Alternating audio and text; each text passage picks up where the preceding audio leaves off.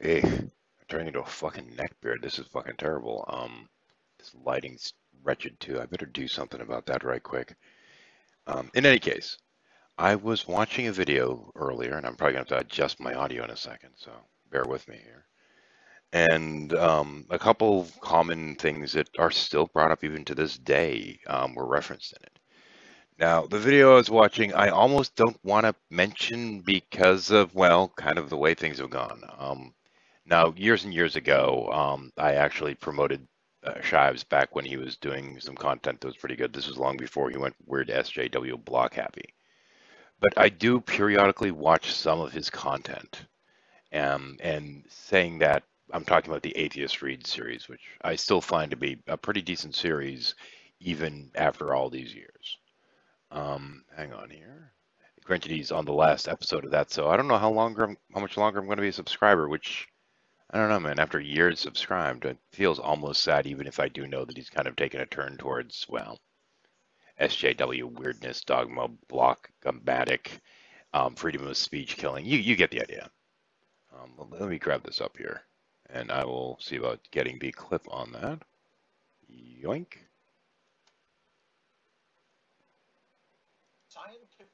Oh, yep, sure enough, I have to change my audio. Let me deal with that. One moment, please. I'm sorry I'm not as organized as I normally am on this. System sound default. Microphone same. There we go. Okay, that should do the trick.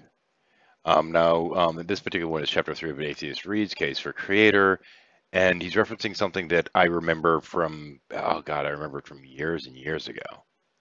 Now, after this, I'm going to go to actually the video that initially came to mind when going through this, and I'm going to pretty much mirror the entire thing within this because it's an argument that's been forgotten, seeing as it was, what, about, I don't know, between 5 and 7 years ago. This is an old argument from a YouTuber that hasn't been active in, I think, I don't know, I think damn near 7 years now, technically. Dawn Exodus 2. But in terms of this particular subject and this particular claim, he kind of did the definitive work on it. So I'm going to actually queue up one of his ancient videos on this.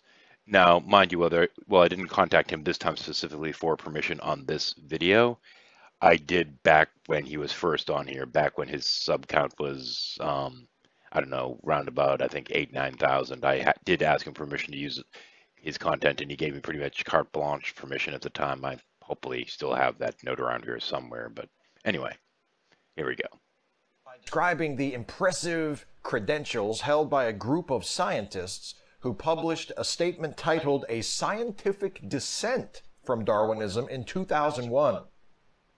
Was this statement published in a scientific journal? No. It was published in the Weekly Standard, which is a conservative opinion journal and which Strobel refers to in the body of the chapter only as a national magazine. You have to go to the footnote to find out that it was the Weekly Standard. And also, by the way, not an article in the Weekly Standard, an advertisement. Okay, now that after being referenced, I thought back to the old Dawn Exodus refutation of this, which, as I said, is pretty much the gold fucking standard for this one. Anyone who spent very much time dealing with creationists has seen this list before. This was published by the Discovery Institute and is a list of roughly 100 scientists who supposedly doubt evolution. This list has 101 signees and reads, "We are skeptical of claims for the ability of random mutation and natural selection to account for the complexity of life. Careful examination of the evidence for Darwinian theory should be encouraged." Now, the first thing which should jump out at you is the simple fact that this doesn't really mean that they reject evolution whatsoever. In fact, Michael Behe signed this list, and he has no problem whatsoever with common descent. Furthermore, as a scientist, it immediately jumps out the statement that careful examination of the evidence for the theory should be encouraged, because I would say that about anything. Quite frankly, if this list came to me regarding a round Earth, or any scientific theory, for that matter, of course you should examine the evidence carefully. I mean, that's really not much of a surprise, but we'll ignore that for the time being. A common descent is the idea that we share a common ancestor with the great apes.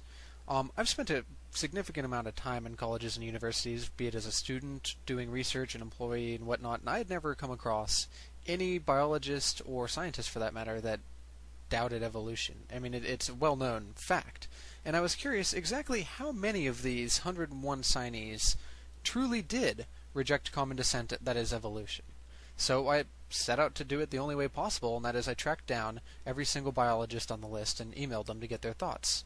Now, one thing which became immediately apparent as I was analyzing this list and attempting to contact the people is that the vast majority of them have nothing to do whatsoever with biology. I mean, there's a gentleman on here who works for the U.S. Parks Department as a park ranger that supposedly counts as a scientist, but I actually included him with a biologist just for fun. There are people in here that work for law schools, mathematics, and the vast majority of them are computer science engineers. While I respect their opinion, I'm not really sure that they're qualified to give it in biological matters, so, and also to save time, I didn't contact these folks. I only contacted those that were in biochemical, biology, or upper-level chemistry fields to get their opinions.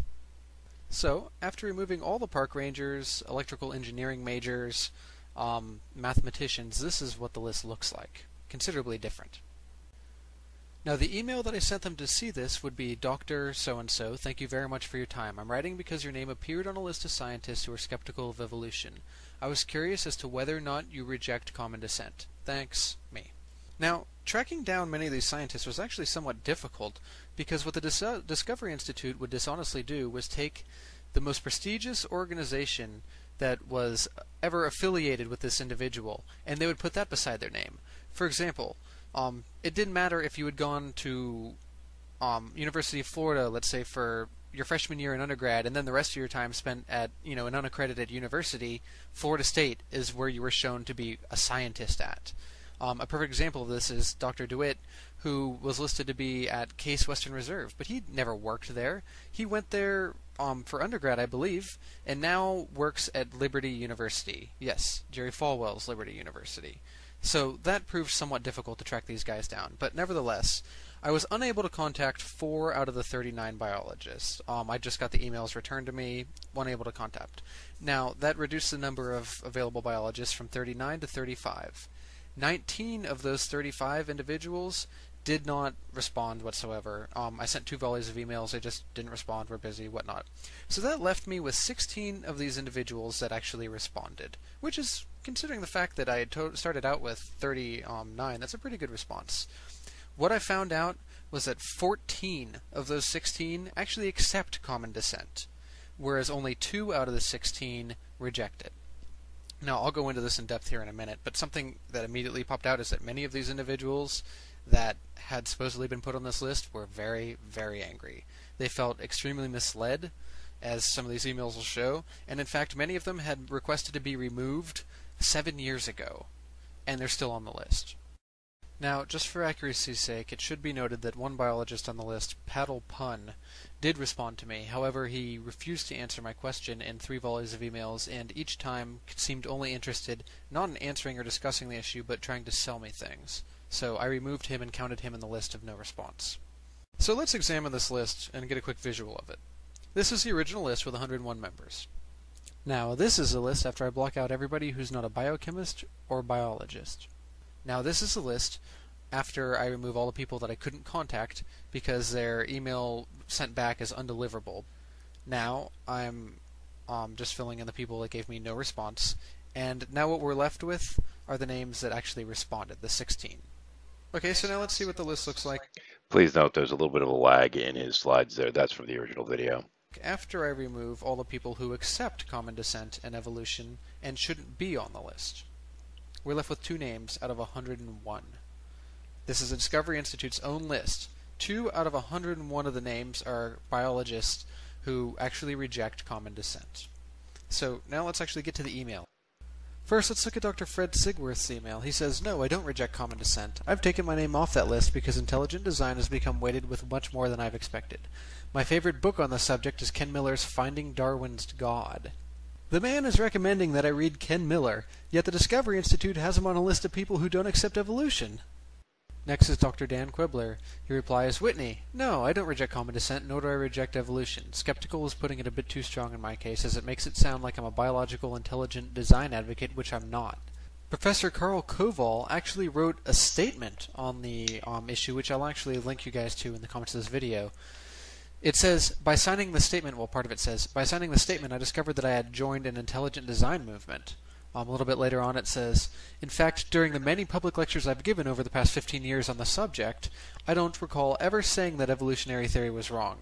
On the contrary, I've defended the more objective aspects of evolution, often to the disappointment of people in the audience who are inclined to believe the claims of young Earth creationists, despite the overwhelming scientific evidence against such beliefs. I support the role of skepticism in science and try to impart the importance of healthy skepticism to my students. Now, this man, once again, does not reject common descent.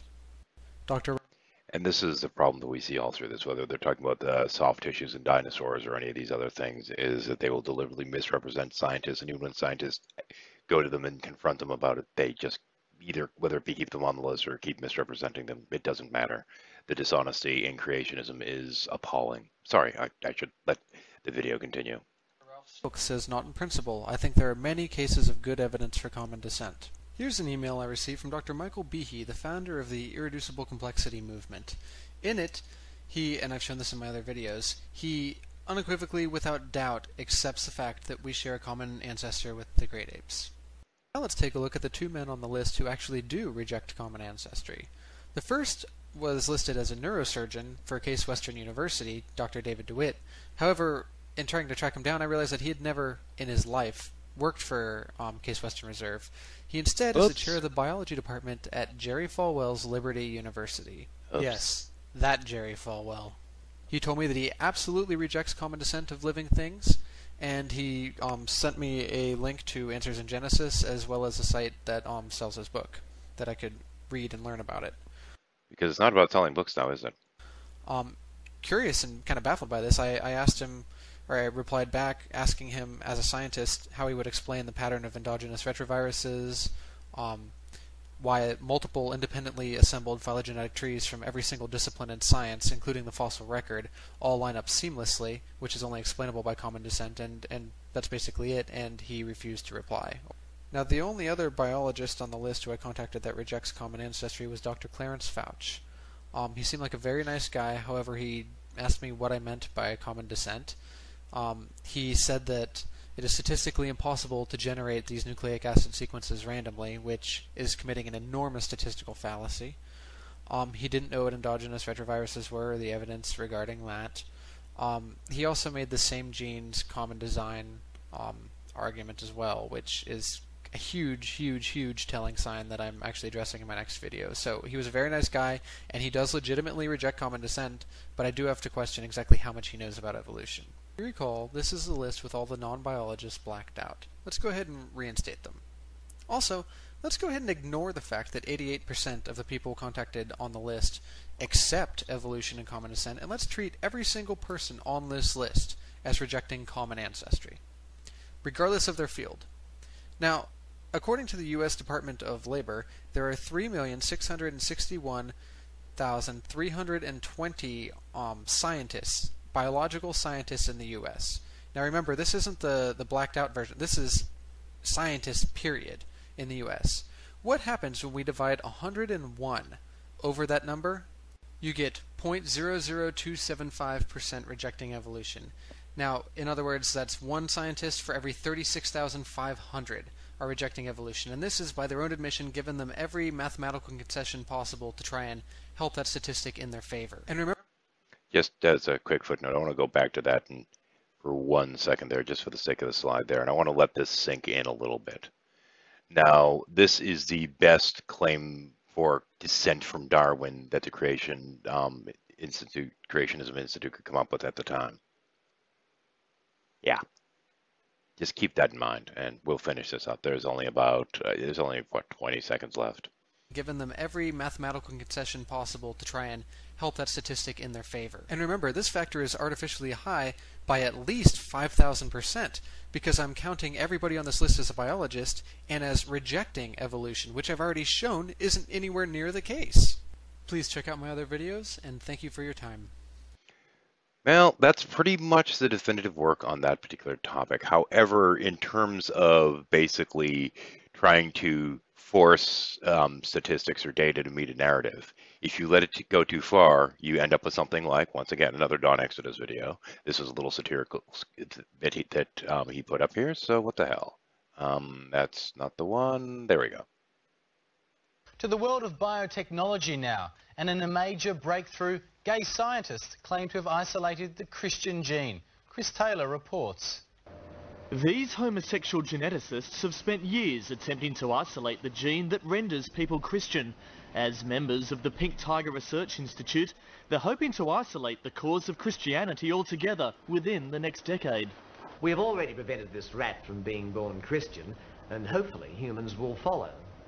Many Christians object to the findings, claiming their belief is not genetically determined.